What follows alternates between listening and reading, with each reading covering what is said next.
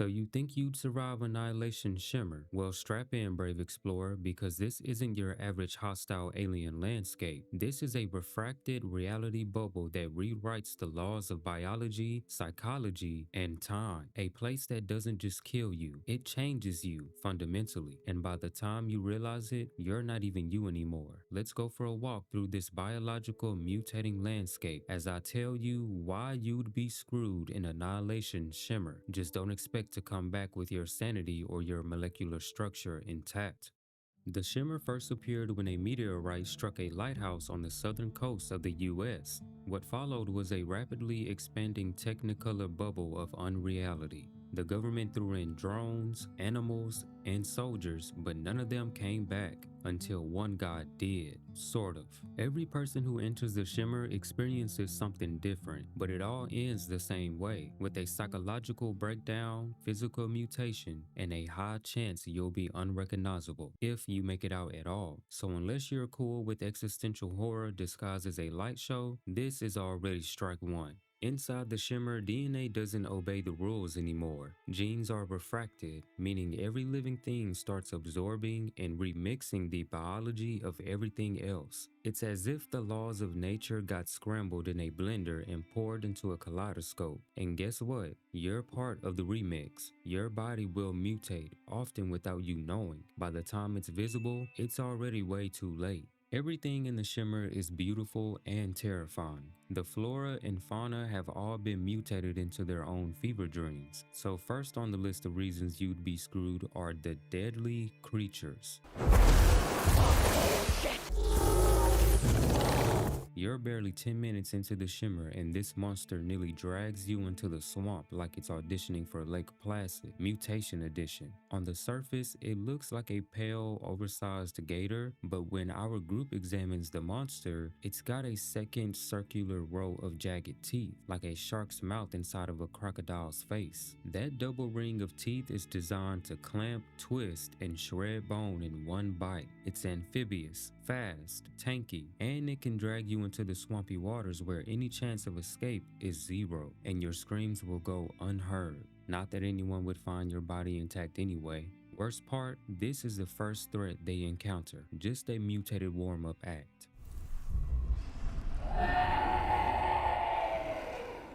This is the apex predator of your nightmares, easily the Shimmer's most iconic and disturbing creation. It's a lumbering skeletal bear with exposed muscle, necrotic fur, and a stolen voice box. After killing Shepard, it absorbed her dying screams into its own vocal cords. That's right, it literally screams with the voice of its last victim. Imagine being hunted by something that not only killed your friend, but wears her soul like a voice modulator. Besides this being a mutated American black bear that could very well cause you to have a heart attack and die just by looking at it, its appearance isn't the worst of it. You see, this bear doesn't just hunt physically, it mentally terrorizes the group. The first scene of this creature is at Fort Amaya, where we see it tear a hole in the perimeter fence before swiftly grabbing Shepard, dragging her away from the group. Shockingly enough, Lena later finds the remains of Shepard and the bear didn't outright eat her. It specifically tore out her throat and left her there. Maybe the bear got tired of her screaming, or maybe it left her body as a warning for the group to stay out of its territory. Later on during the group interrogation, the bear uses the weak calls of "help me" to lure them out where it gets rid of Thorensen, who thinks Shepard may have survived their earlier encounter. It then creeps its way into the house and around the rest of them, using the dying screams of Shepard to provoke a reaction from them. It got to the point of staring down Raddick before clamping onto her shoulder, seeing as she was the weakest of the group. So not only does this mutated bear knows that fear is more effective than brute force alone, but it's also an intelligent hunter who loves the play of the game. So when it's not actively killing you, it's still breaking you. At the heart of the Shimmer, Lena comes across Ventress, who speaks her last words and becomes a human lava lamp.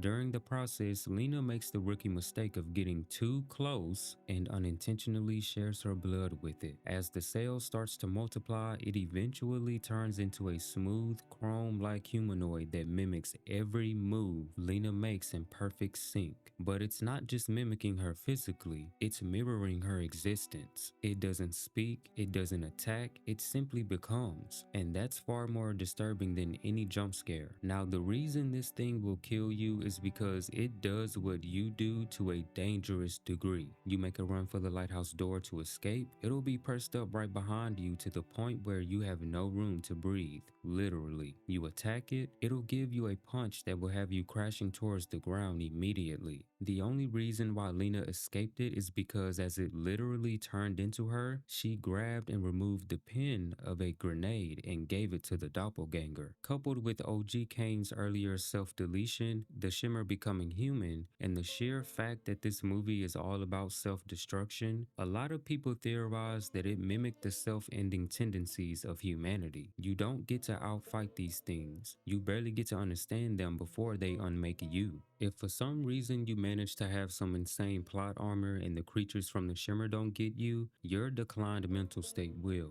Because the Shimmer doesn't just warp the landscape, it corrodes your perception. This is first showcased when our team suffers memory loss after reaching the tree line. None of them remember setting up camp, and their depleted rations suggest that they've been inside for 3 days. But that doesn't match what they last remember. Time loses all meaning and direction becomes fluid. You'll even forget how long you've been inside or how you even got there in the first place. Memory loss, disassociation, it's a buffet of brain-melting horror. Thorson, the team's tough-as-nails paramedic, starts unraveling within days after seeing her fingerprints move.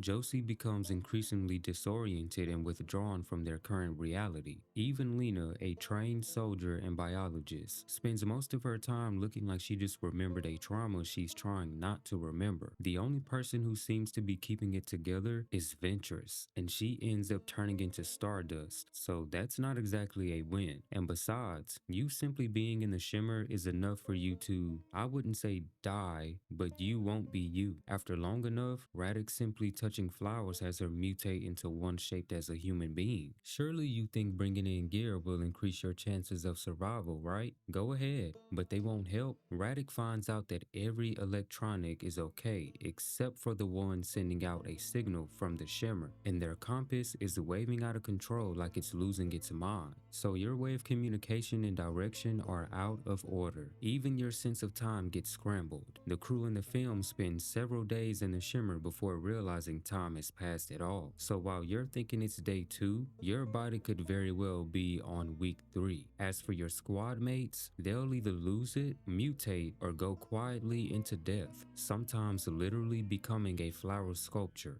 Group unity is a joke in the Shimmer because self-destruction is contagious, and when trust starts to shatter, your chances go from slim to buried. The Shimmer isn't a battlefield, it's a prism. You don't exactly die in the Shimmer, you just stop being you. And that's why you'd be screwed, not because you aren't strong or brave or smart, but because survival implies you'd come out whole. In the Shimmer, no one does, not mentally, physically, or biologically. Now there's one scene that I didn't include in this video, and it really proves how unfit humans are for this place. Kane and his team have to look inside one of their teammates, and what they see is not a pretty sight at all. I'm not gonna show it because it's very traumatizing, even more so than the bear scene in my opinion. But I also want you to see it for yourselves. So y'all should definitely watch this movie, not because of this moment specifically, but because it's an experience. But I want to thank you guys for watching. If you enjoyed this video, please like and comment any opinions you may have. Until next time, keep watching the dark because it's definitely watching you.